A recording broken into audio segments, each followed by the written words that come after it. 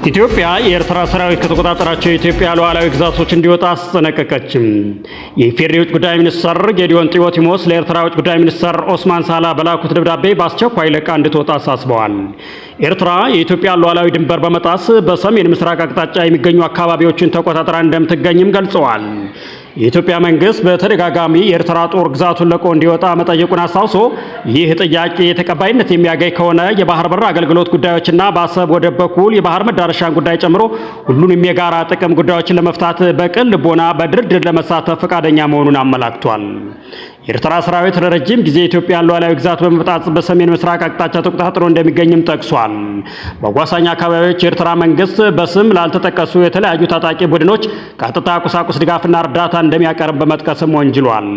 ኢትዮጵያ በደብዳቤው ላይ የኤርትራ መንግስት በሉዓላዊነቱና በድንበር ላይ ከሚፈጸሙ ጥሰት በተደጋጋሚ እንዲታቀብ ቢጠይቁም ጥረቱ ተሰሚነቱን አለማግኘቱን ገልጸዋል። ባለፉት ጥቂት ቀናት ድንበር አካባቢ የታዩ ለውጦችን የኤርትራ መንግስት ተጨማሪ የጥፋት መንገድን መምረጡን ያመላክታልም ብለዋል። በሰሜን ምስራቅ የኤርትራ ድንበር የኤርትራ ጦር ወታደሮች ወደ ኢትዮጵያ ግዛት ዘልቀው መግባታቸውና በሰሜን ምዕራብ የሀገሪቱ ድንበር ደግሞ የኤርትራ ጦር ከአማጺ ቡድኖች ጋር ያደረገው ያለው የጋራ ወታደራዊ እርምጃ ጸባጫሪነትን ብቻ ሳይሆን ፍጹም የሆነ ወረራ ነው ሲሉም ድርጊቱን አውግዘዋል። ይህ ተቀባይነት የሌለው ሁኔታ ለማቆም የኤርትራ መንግስት ወታደሮቹን ከኢትዮጵያ ግዛት በአስቸኳይ እንዲያስወጣና ከአማጺ ቡድኖች ጋር ያለውን ትብብር እንዲያቆመን በይፋ ጠይቃለችም። የሁለቱን ሀገራት የጋራ ብሔራዊ ጥቅም ባስከበረ መልኩ በላቀ የመከባበር ስሜት ለመመካከር ዝግጁ ነው ያሉ ሲሆን አሁን በኤርትራ በኩል የተከፈተው ትንኮሳ ግን በምን መመዘኛ ተቀባይነት የለውም ሲሉም አክለው ገልጸዋል። ኤርትራ ሰራዊቷን በአስቸኳይ እንድታስወጣና ለሰላማዊ ድርድርም ዝግጁ እንድትሆን በይፋ ጠይቀዋል። በኤርትራ በኩል በጎ ምላሽ ከተገኘ የኢትዮጵያ መንግስት ልዩነቶችን በሰላማዊ ድርድር ለመፍታት ዝግጁ መሆኑን አወረድቷል።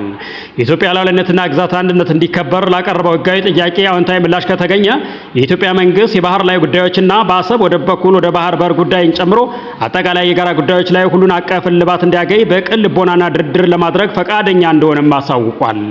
የጋራ መከባበርና መሳሰብ ግንኙነት ለመፈተሽ ቆርጠን ተነስተናል ያለው ደብዳቤው ቀና ምላሽ እንደሚያገኝም ተስፋውን ገልጿል። በኤርትራ መንግስት በኩል ግን እስካሁን ለዚህ ደብዳቤ የተሰጠ ይፋዊ ምላሽ እስካሁን አልተገኘም ተብሏል። ስለተከታተላችሁ እያመሰገንና በእኛ በኩል ጤና ይስጥልን።